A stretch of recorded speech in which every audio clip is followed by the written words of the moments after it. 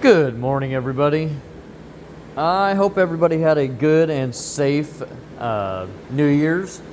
And to start this wonderful year off in the year 2025 here, I'm going to show you guys how to fix a mess up.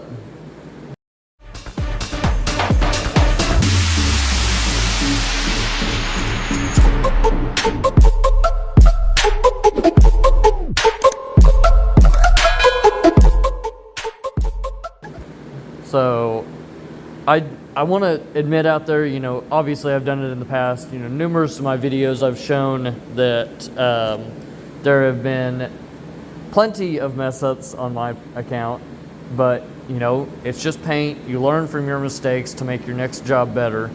So, everybody out there is going to make mistakes, and including me. But today I'm going to show you guys how to fix it. I don't know if y'all can see it or not, but the paint in a lot of areas mottled, and it also didn't help because a couple of the areas that I'd sanded down before painting it this last time, I ended up not paying attention enough because I had a lot of stuff going on, but no excuse. I didn't sand it down properly, and I don't know if y'all can see that or not, but you can see all the sanding scratches from the 180 that I used, and I didn't kick this corner down enough with 320. So now I have this lovely problem to deal with. And of course, it's New Year's Day. I chose to come in so I could get it finished. But because I'm getting paid no matter what, but that's beside the point. I would still come in just to make sure that I got the job done correctly and to ensure that the customer was happy.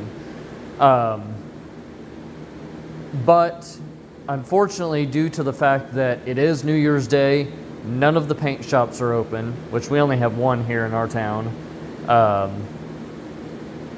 But I have to take, basically, because I've done quite a few of these paint jobs with this code in it. So I have, there's the light version and the dark version, and then I also have a couple of custom mixes in here too from this 1G3 code.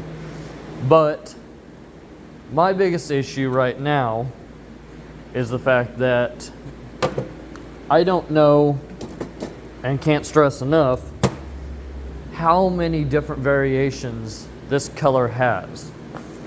So what we can do is I can give you just somewhat of an idea. If I can find the book. Let me find the book and then I'll bring you guys right back. Okay, so I found my book that's got it in it. Now, keep in mind that this is just a small percentage of what is actually in the system, but these are all the variations that I have in my color cabinet. So,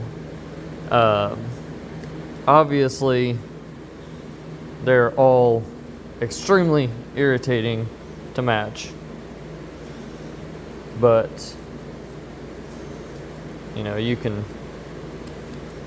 kind of tell the difference if you're looking in the correct light as to which color has which. This one has more green in it and more blue, but this is the frustrations that we deal with as painters, just trying to make sure that we get these colors correct. So let's see.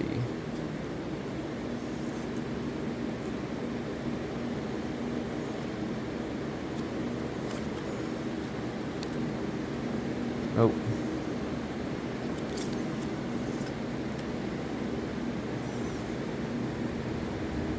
Nope. 2 hours later. Anyways, I've got 2 other versions of it, and I can generally get it pretty close to matching. So, you know, I do what I can with what I have. So, you know, sometimes that's what you got to do, is you got to work with what you got.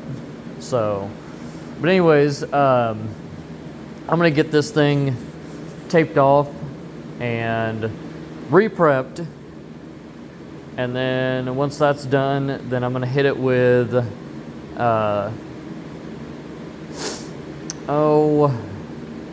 probably gonna say I'll hit it with 320, and we'll knock that scuff right off the top and go from there, and then kind of knock out some of these nibs and all that too, and then hopefully I won't have any issues after that. We wipe everything down, make it real nice and clean, and deal with everything else.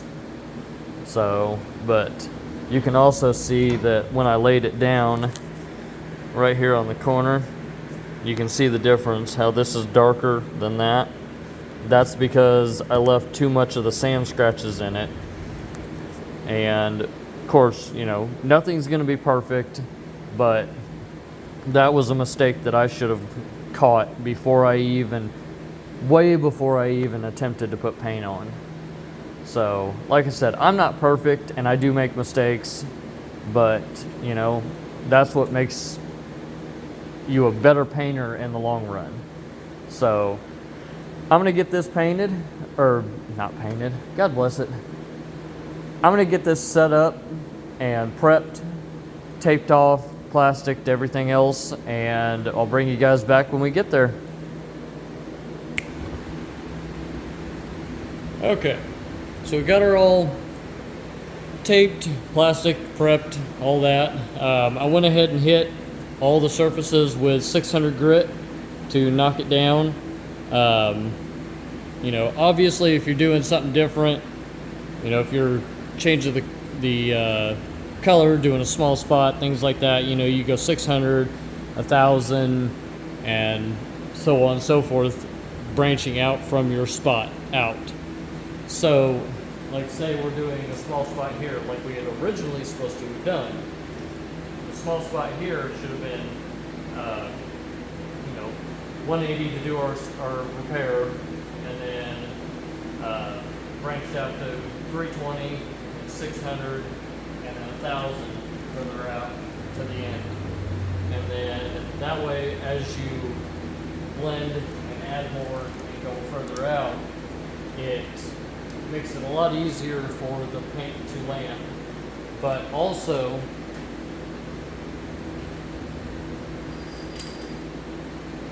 that's where this blend number 9 from U-Pole comes in, because you can use this and it'll actually rough up the surface, so when the paint lands, it lands right on that roughed up surface that matches the rest of it. So what we're going to do now is I have to spray it down,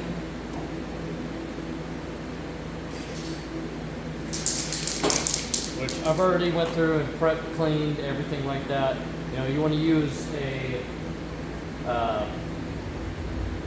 you can use a non-solvent, you know, water-based. Like a lot of people use Sprayway glass cleaner.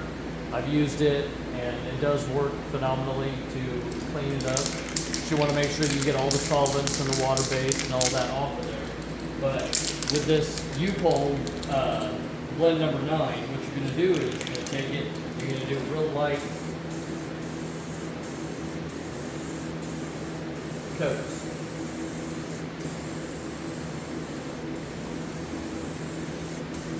And once you get your real light coats put down, then, you know, it just it makes everything so much easier in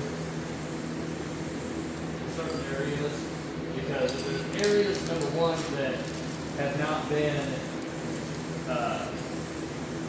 scuffed up enough, then this will kind of eat into it and help get everything laid out correctly. But you want to do light coats. You're going to do 3 light coats of this.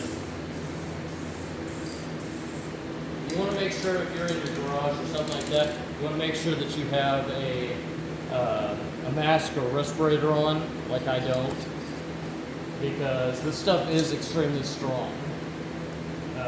I've got my ventilation fans on though, so they are, as of right now, helping pull all of that out. I'm going to go ahead and open the door.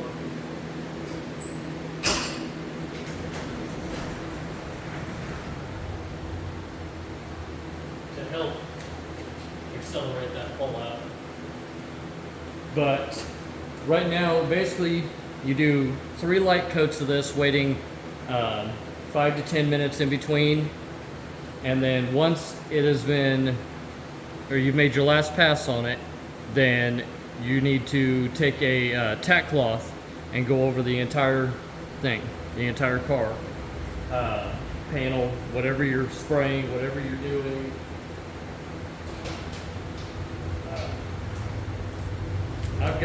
I get these packets from TCP Global. They're pure blue tack cloths, and they are phenomenal.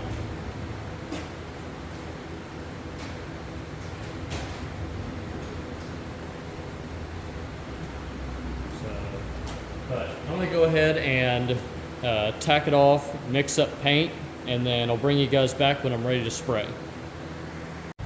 Okay, so I've gotten the paint mixed up, I got the panel wiped off, everything's clean, ready to go. So I'm gonna do a time lapse of me painting it, so that way you guys can watch, and we will see you when I get it all done.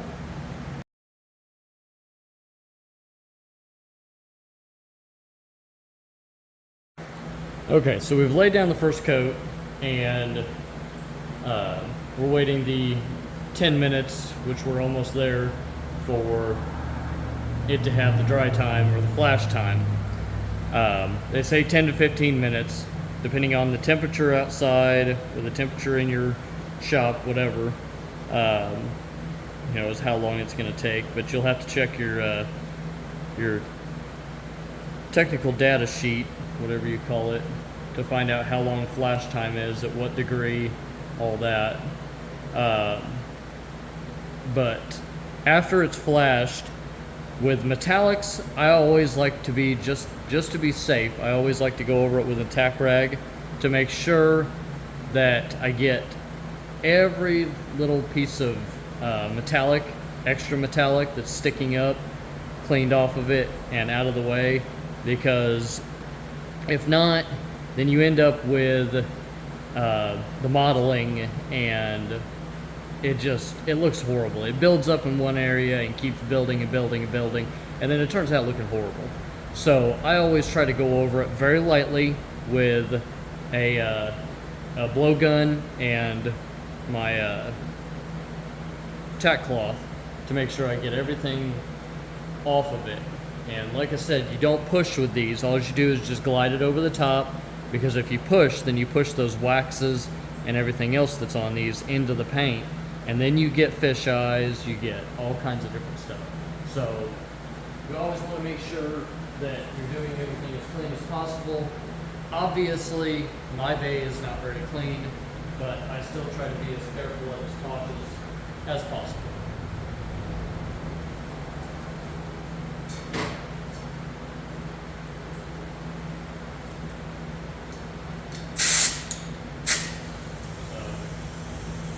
Go ahead.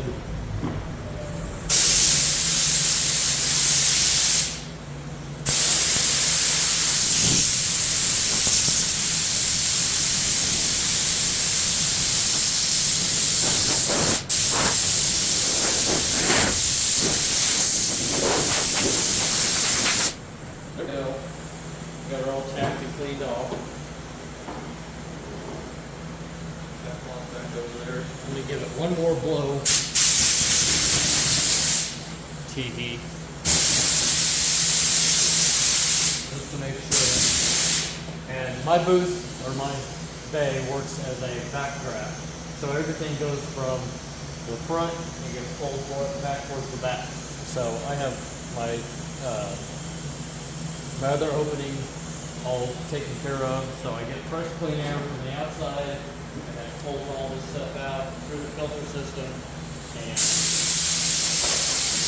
out the back.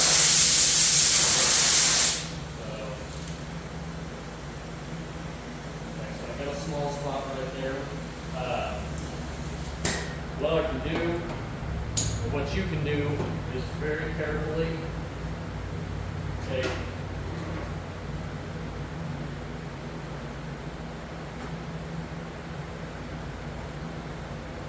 take a Scotch-Brite pad.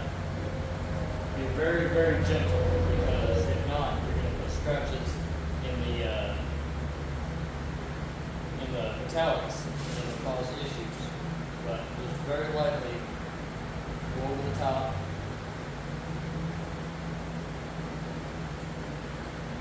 Get scratched up. Brush it off. Yes, my hands are clean. So if anybody out there going, oh my God, you're touching it without gloves. My hands are clean.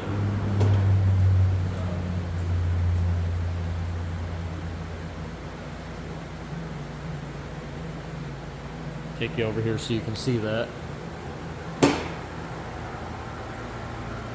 So here's that spot right there. Now it's going to be dark from where the pieces were, but it's all level, it's all flat. So, but we will, I'll get everything set up and we'll give it another coat. And this time I'm going to go front to back instead of side to side, so that way the metallics lay down in different ways. Because if you can consistently spray from one side to the other and do the same pattern over and over and over again, all your metallics is going to lay down in that pattern. And so from one angle it'll look fine, but you look at it from another angle and it's going to look just god awful. So when you do metallics, you want to make sure that you're switching it up and you spray from different sides. So you want to spray right to left, front to back, and then if you want to throw in there, you can do the crisscross pattern. And that way you get all angles, but you want to make sure that it lays down semi-wet. Because if it doesn't go down semi-wet, then you're going to have dry edge, and the metallics are going to stick up. So, but I'll go ahead and grab my gun and we will shoot another coat.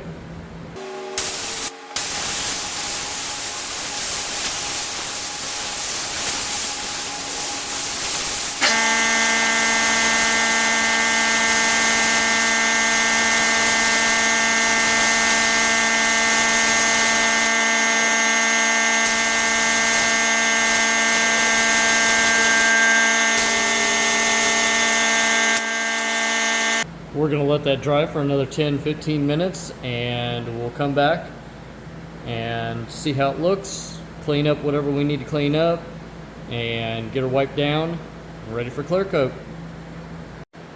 Alright, so now that we got our 10-15 minutes of flash time here, I'm going to go ahead and do the same thing we did the first time. We're going to go through with the tack cloth and the blower. We're going to wipe everything down, blow everything off, and then we'll get a clear coat mixed up and get her sprayed.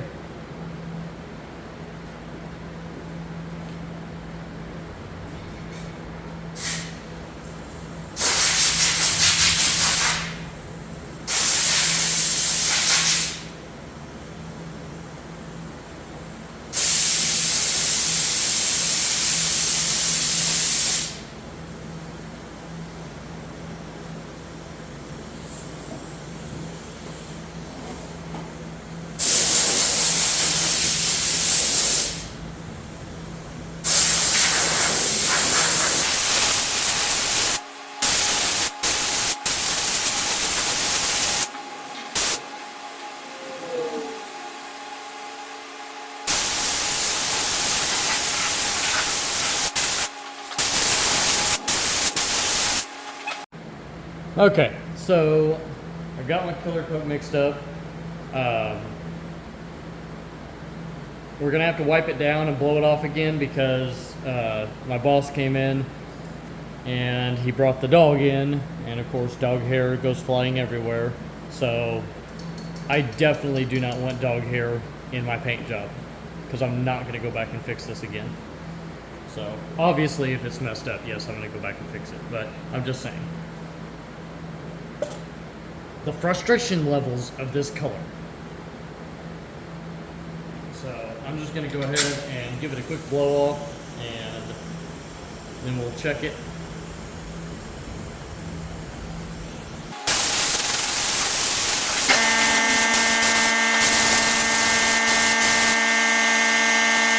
All right, now she's all blown off, wiped down. Let's give her a coat of clear.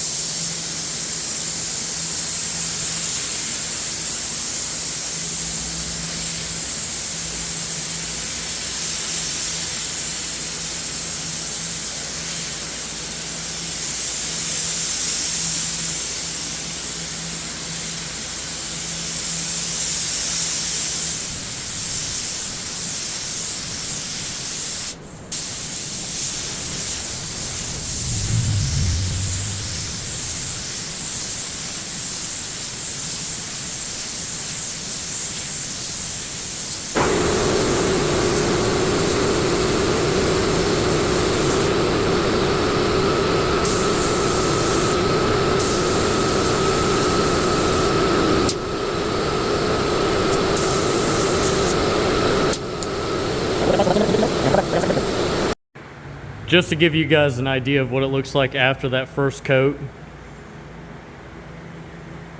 You know, it's a little rough, but that first coat, you want to make sure you lay it down as thin as possible just to promote that adhesion. And then your second coat is going to be the coat that actually brings out the depth of the shine and everything else. But biggest thing is always make sure you keep it clean. So got another probably 5 minutes, and then we'll be putting that second heavy coat on. So we'll be right back. Okay, so we're gonna check and see if she's tacked up enough to where we can lay our second coat.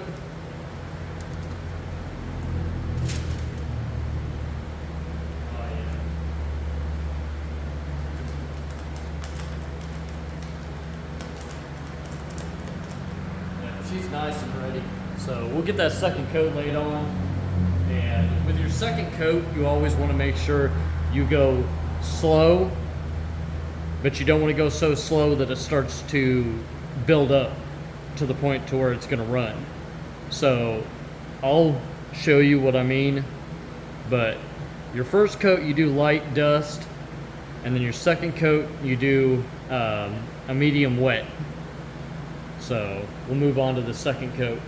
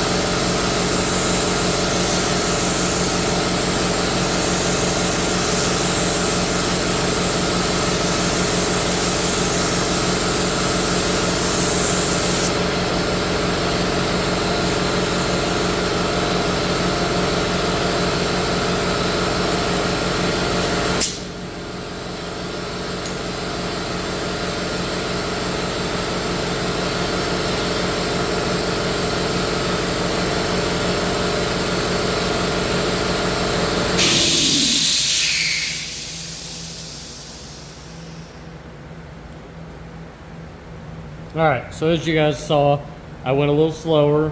I went back over the middle again because there was a couple of dry spots.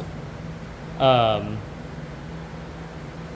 did that just to ensure, but with a slow reducer, it allows everything to flow real nice and slow, but you still get that nice clean finish. So I'll let you guys see.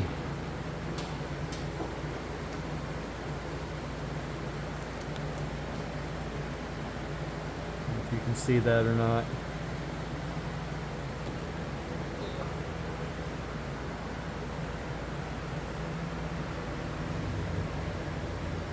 But as soon as everything clears out and it tacks up a little bit, then I'll bring y'all back and you can see the final result. So stay tuned. All right, so we've had her drying and curing for probably about, I'd say about 20 minutes to a half hour. And as you can see, I mean, she leveled out real nice, almost identical to the stock finish. So we're gonna peel off this paper around the bottom here and just double check color match just to make sure. And after we get that done, then that'll be it. So hopefully you guys enjoyed this video, and if you guys have any questions, comments, anything like that, make sure you leave them down in the comments below. Make sure you hit that like and subscribe button, and every bit counts. Like I always say, it's not a good day unless you learn something new. Thanks everybody, and have a good new year.